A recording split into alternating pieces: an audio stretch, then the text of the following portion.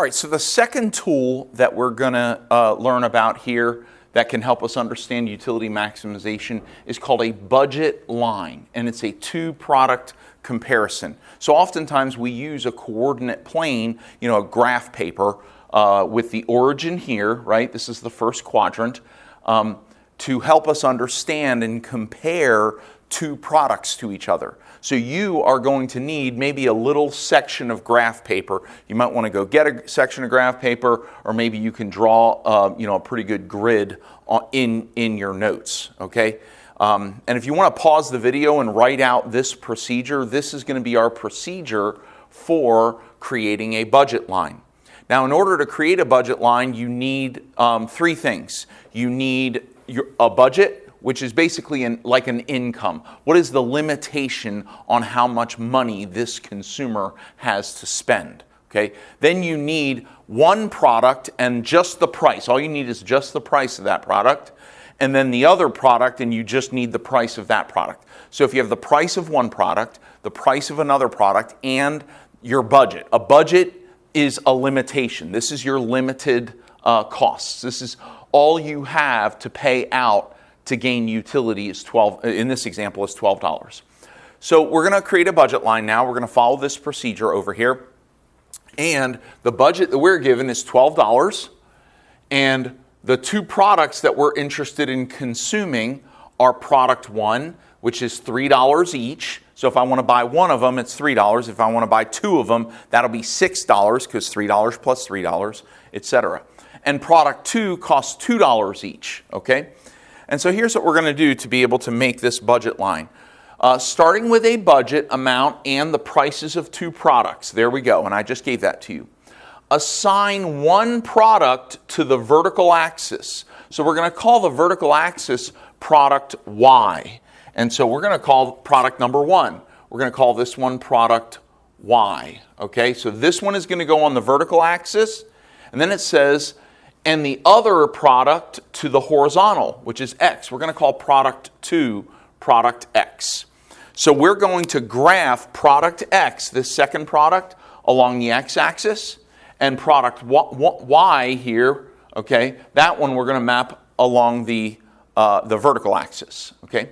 So then it says divide the budget, that's $12, by the price of product Y, and plot that answer on the y-axis. So we're going to take our budget, $12, and we're going to divide it by the price of product Y, which is $3. So $12 divided by $3 is equal to 4. What that means is that we can buy a quantity of 4 units with $12.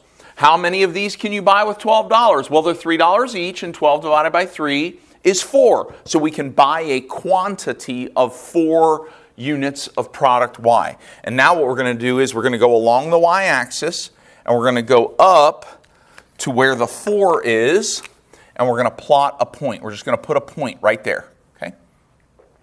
Then it says do the same with the price of product X on the x-axis. So we're going to go here to product X. It has a price of 2. And so we're going to do $12 divided by $2. $12 divided by $2 is 6. 12 divided by 2 is 6. So we're going to go to the 6 on the x-axis.